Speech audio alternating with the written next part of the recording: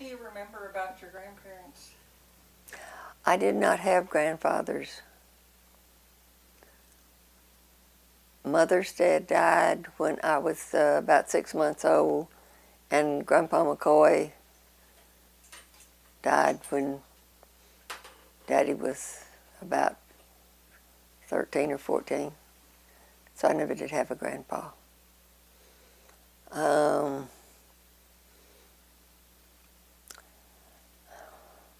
Nanny always had a garden, and she always had somebody working it for her. She spent a lot of time making sure people were busy. And she moved around quite a bit because she kept buying houses and having Buster fix them up for her. That was Mother's brother. And I remember one summer when I went to visit her, and he hadn't come the weekend before to work on her house, and she was chastising him a bit about it, and he told her that even in the penitentiary you got Sunday off. She also got up at 4 o'clock in the morning and swept her yard. I did not get that DNA.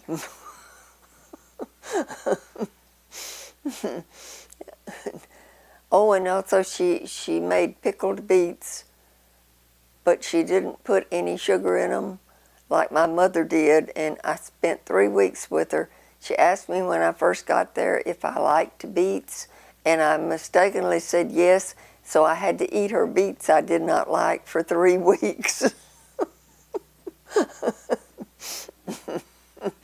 Okay, now that's probably my main memories of Nanny. She had long arms. Unfortunately, I inherited those. She was very short with very long arms.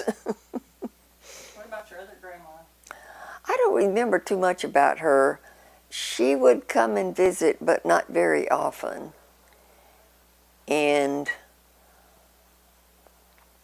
the main thing that I remember about her was that we would go into town to have someone pick her up to take her to their house, and she would always buy me candy, the kind that I liked.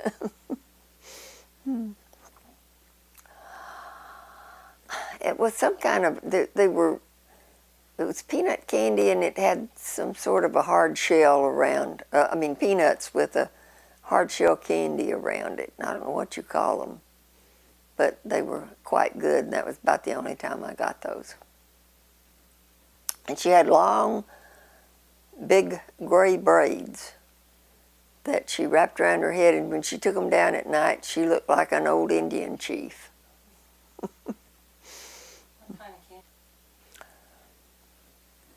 Well, I remember them teasing me when I thought they didn't know that I was around. I remember us making homemade ice cream. That was always a big treat in the summertime, and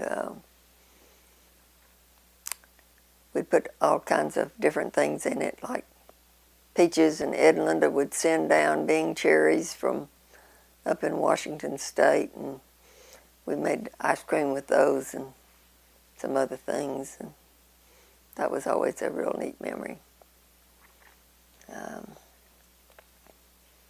And we used to make our own sausage, and I remember having to stir the fat to make lye soap. We stirred it in a black pot on the fire, and it would melt down, and we'd make lye soap out of the drippings off of it. And it was very good for your hair if you washed your hair with it. And it was what we used for soap a lot of the time because it was Depression days, and there was no money. Did you pour it in a mold or cut it? How did you? It would harden, and you just broke it up into pieces and used to pieces. It used to be my job to stir with a broomstick, like a witch in a black cauldron. Over a fire? Mm-hmm. It wasn't too pleasant. Well, we always did it in the wintertime. It would have been very unpleasant in the summer, I'm afraid. But I don't remember minding doing it, and I remember having to churn the butter. And we had a butter churn, and we did have a mold for it. And we molded it into like 1 pound squares. In fact, I think we still have the butter mold. I believe you have the butter mold. Yeah, and let's see. And during the war, Mother made us dresses out of feed sacks. They put the chicken feed and those things in pretty printed sacks, and people made clothes out of them. And we had some very nice clothes made out of the feed sacks. She would cut her own patterns. And Aunt Mary, who was a criddle, his mother's aunt, had 2 girls that were grown, and she would send their dresses to Mother, and Mother would make us dresses out of them because she could cut pattern pieces out of them. They were larger, so we did a lot of frugal things back then. And I know they always grew enough vegetables in the garden so that they had a quart of vegetables for every day during the year that they kept in a storm cellar. And my cousin Nina swears that Lynette and I closed her up in the storm cellar. And it's possible that we did, because she's 5 years younger than we were, and she followed us everywhere and told everything we did. She's now one of my favorite people.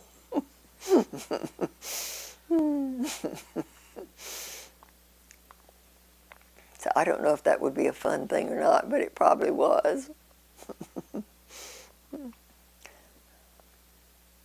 What were you like as a child?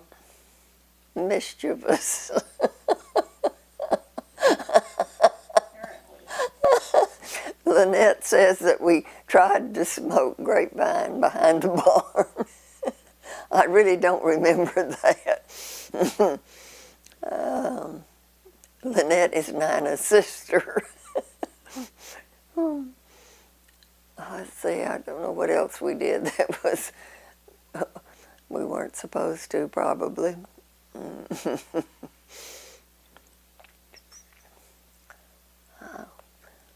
I had 2 dogs that I played with all the time that I raised from puppies, and I had a playhouse, and I had little beds made out of bricks for the puppies, and I would put them in the bed and cover them up to their chin, and they would lie there very still and pretend they were sleeping unless I left the playhouse, in which case they jumped up and took off.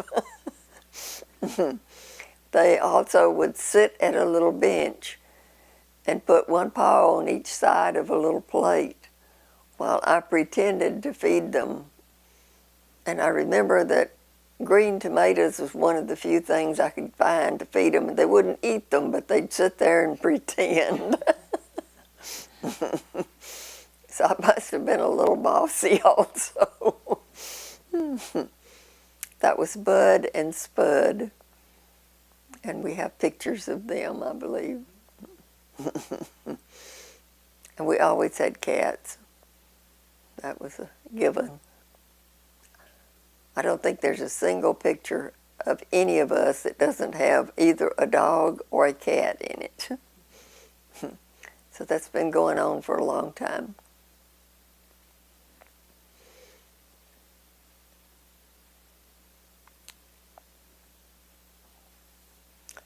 we always had family reunions also, once a year. We had, but it was in the summer and it was hot, and I was not particularly fond of them. But Daddy thought they were the most wonderful thing in the world. Sand and all. Our reunions are much more pleasant these days. Air conditioning. Air conditioning, yes. And indoors. No sand.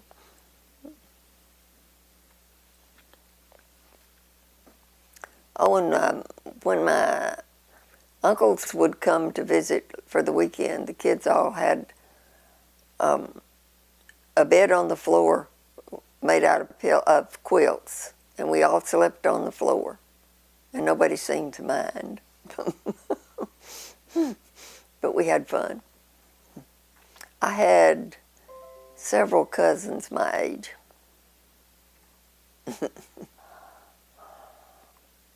The only things I was allowed to do was go to the movies and school functions and church.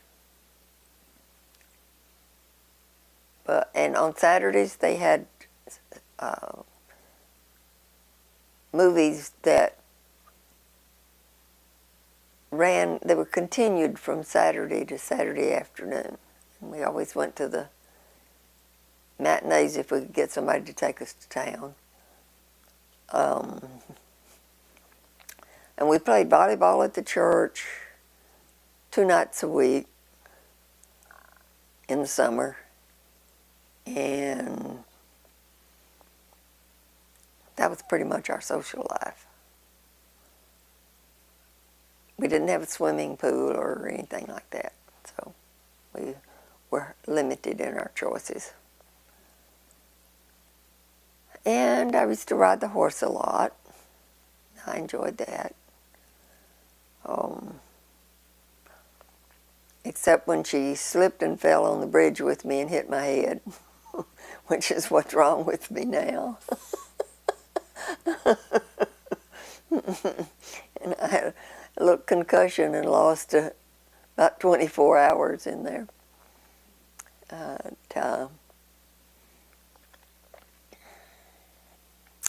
We went to church a lot, and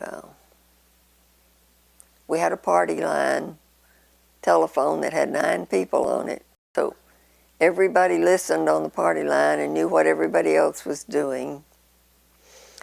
And one summer, Mary and Scotty were supposed to come, and Mary called and told Mother that they weren't going to get to come for a couple of weeks because Scotty had a truckload of hoers coming on the weekend to chop his cotton. And she knew that everybody was listening. So that was kind of funny. But when the phone rang, everybody rushed to pick it up and see what was going on with everybody else. So it was kind of like having a local newspaper. And one Sunday night, Sue and I went to the movie with our dates instead of going to church, and Ruby Grabine went to church and told everybody that we went to the movies instead of coming to church, and that she heard it on the telephone.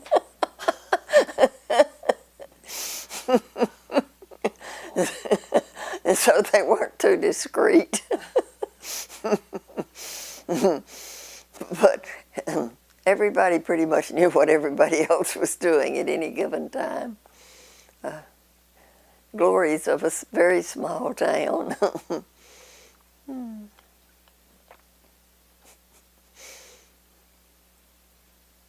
Grandpa used to say, "Who's that?"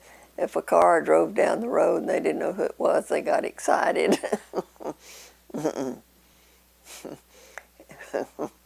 Not too much diversity in the country. Oh, and I used to bring people home with me from Sunday school to ride the horse. And the horse didn't mind if one person rode, but she got very unhappy if 2 people rode. And one Sunday I was holding her, and the second person tried to get on, and she bit me on the elbow. After that, we just rode one person at the time. I had big horse teeth marks all on my arm, and it was not a very pleasant experience. Her name was Nell. They made me ride bareback for years because someone had caught their foot in the saddle and got dragged, so I wasn't allowed to have a saddle on the horse for a long time. What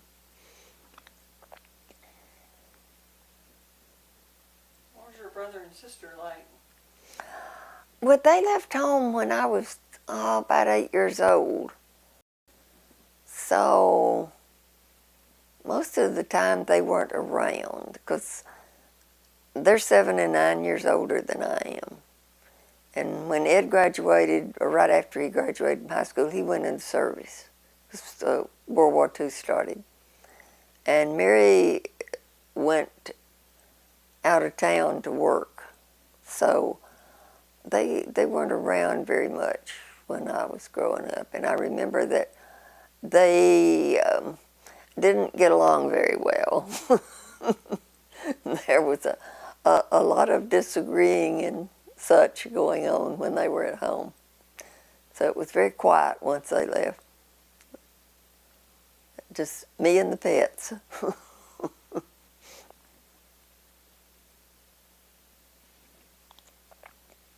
And I guess I was 12 or just turned 13 when they got married.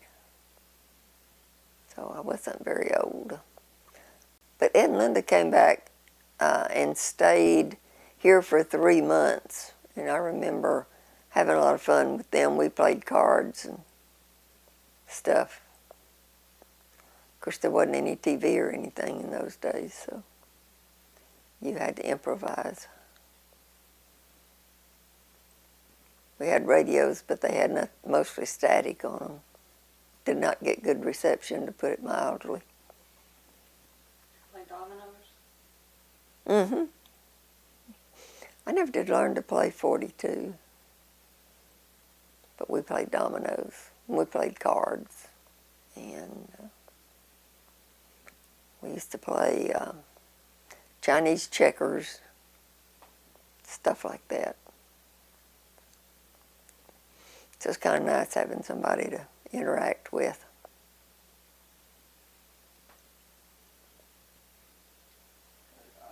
For when? Like, okay.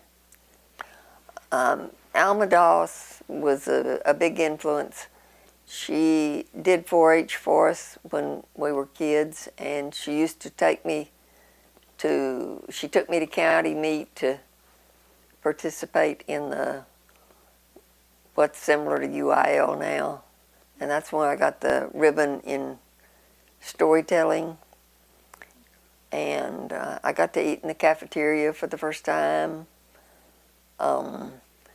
And she didn't have any children at the time, but she was a really, really good mentor for the girls in the community. Most of our parents were too busy to participate with us in anything, but she took the time and was a very good influence. And then another teacher I had was the principal, Mr. Winkleman, in high school, and he's the one that made me go to college. And he told me I needed to do that instead of taking a business course because I would have college credits, and to take all of the business administration courses first, and I would get everything I would get in a business course, and I'd have the hours so that I could finish it up and get a degree. And in fact, he took me down and helped me register. So he was a big help. And the biggest mistake I probably made, or the dumbest thing I did, was not go ahead and get a degree because I enjoyed school. But the folks didn't have much money, and they made a big deal about how expensive it was, and so I quit and went to work. But that was probably the dumbest thing I've done so far. Now, what else are we? You work for Alcoa? Mm-hmm. For a year. And I was a clerk typist. They had a bookkeeping job and a clerk typist job, but they paid the same amount. The clerk typist, at the end of the day, you go home and don't worry about it. So I took that one. The bookkeeping, you have to go home and worry if things don't balance up at the end of the day. When the bookkeeper went on vacation, I'd do a little bookkeeping. And I worked for Texas Electric for about a year also, in the office. And I worked for Caulfield Lumber Company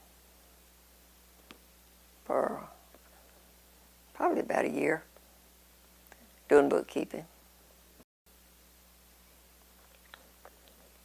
So a lot of business experience. No, not a lot, but a little. Enough to make me have to balance the checkbook exactly. Can't accept a little difference here and there.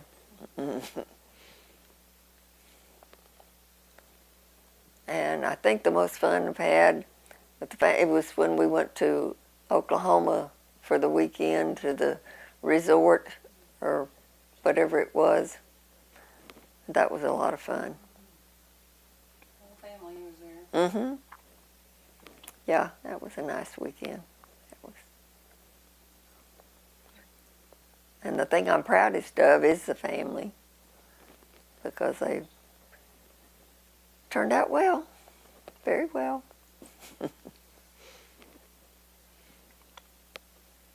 I don't remember what else we were supposed to discuss. Pause it so it doesn't split into two files. No. I was just thinking. I found something that I think I like better than creme brulee. What's that? The Dixie House has strawberry cheesecake that is absolutely to die for. They forgot to give me my gravy a couple of weeks ago. And I got home, I didn't have any gravy on my fried chicken. And I called and I had to go back and get my gravy, because it's just not the same without the gravy. And when I went back to get the gravy, they gave me a piece of strawberry cheesecake, and I told them that they gave it to me so I would be addicted and I'd have to buy some later. That good. It was that good.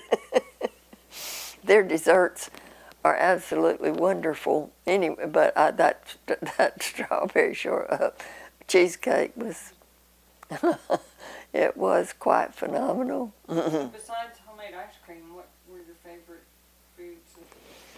And that was my favorite dessert when I was growing up. Mother made angel food cakes, but I never did care for them. Everybody raved over Mother's angel food cakes. I just never was real fond of them. I was kind of quiet about it, but I didn't care much for them. She made a lot of good stuff. I mean, she was a really good cook.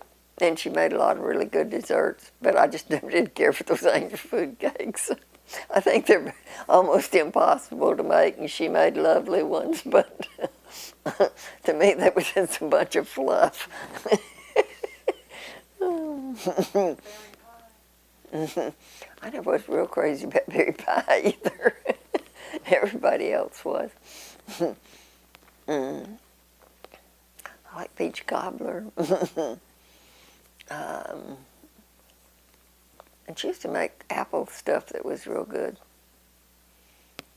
And then she always made a lot of chocolate stuff that I liked. I think I told you she baked all the time she made things, but she never made a cookie in my whole life. Never once made a cookie. I think she didn't have the patience to drop them, you know, because she made the bar type stuff and cakes and pies. The chocolate bar. Oh, yeah, everything except cookies. And she never made, and Daddy loved cookies better than anything. I had to make him cookies for all those years. And not only that, but she was too frugal to buy him cookies. So poor Daddy didn't get cookies unless or somebody made him some. But that was strange. It took me, I didn't really realize it until, I don't know if I realized it until after she was gone, but I suddenly realized that Mother never made a cookie in her life. She had everything else, but didn't fool with cookies.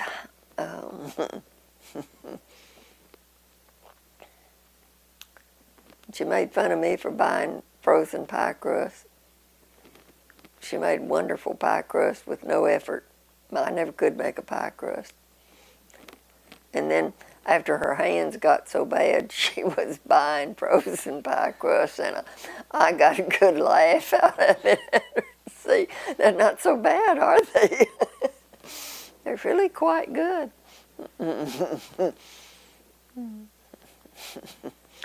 I just never could make a pie crust. I don't know what I do to them, but they got holes in them and stuff, and I didn't want to do that.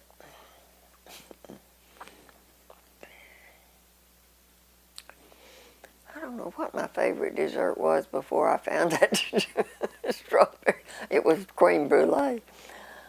I loved that. I haven't tried the Dixie House's peach cobbler, but I've heard people down there raving about it. In fact, there was 3 people down there carrying on about how good it was last time I was down there.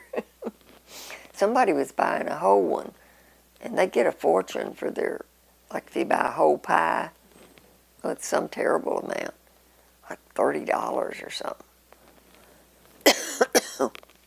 And a couple other people were saying, oh, that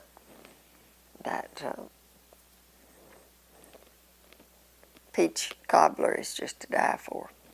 So it must be very good. It is not better than the strawberry cheesecake,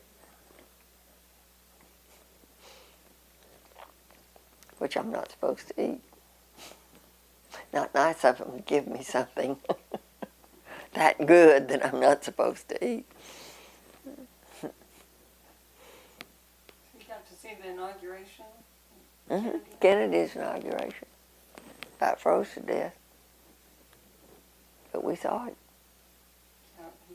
Motorcade passed right by you? Oh, yeah. We had seats on the bleachers.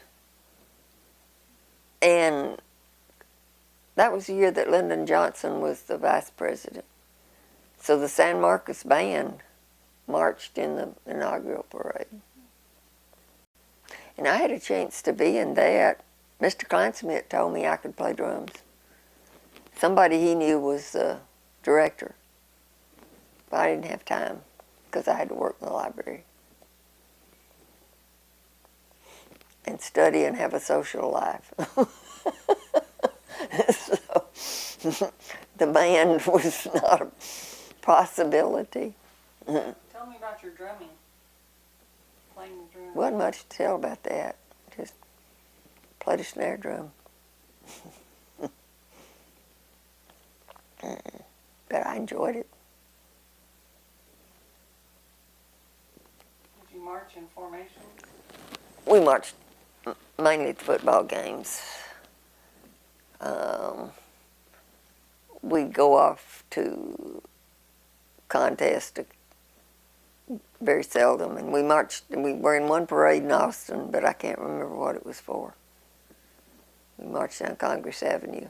I remember us marching down there, but I have no idea. And I feel like a complete failure for not knowing why we were marching in a parade in Austin. But we were.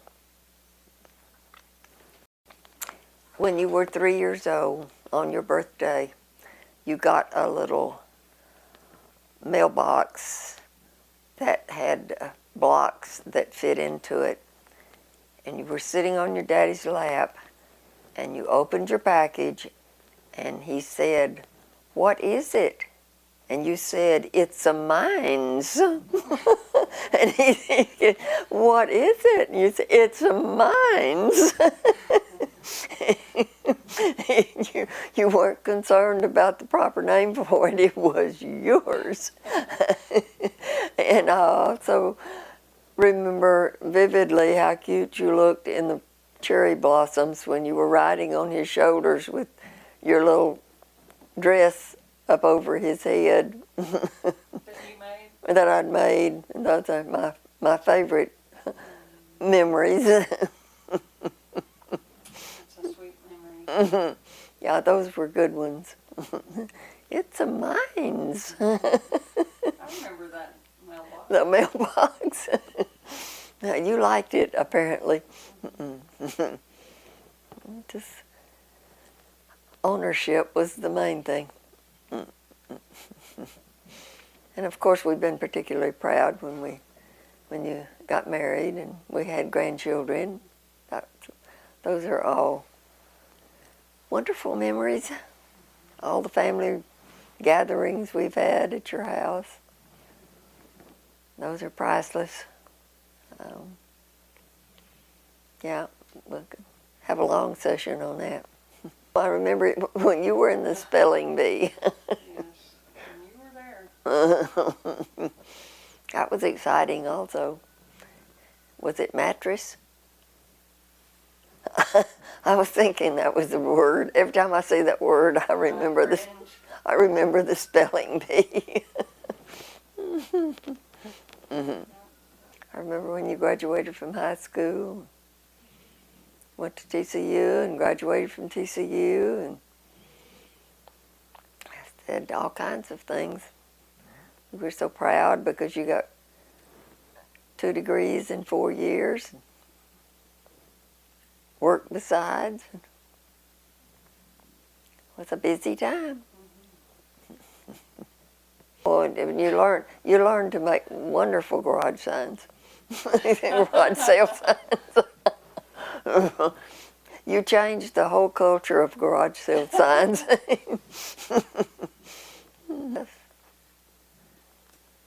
Yeah, it's something that is valuable even if you don't use it in the way that you anticipate, like Eddie. You still got a lot out of it, so it's definitely worthwhile.